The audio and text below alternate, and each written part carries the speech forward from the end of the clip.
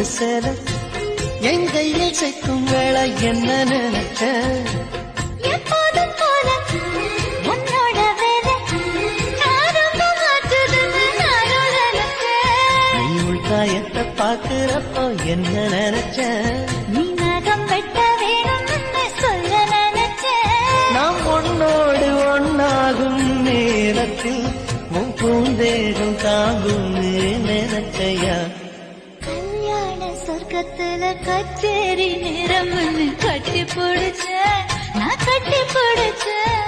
வெட்கம் விட்டு மூச்சு முட்டை கட்டி பிடிச்சேன். சொக்கி தவிச்சேன்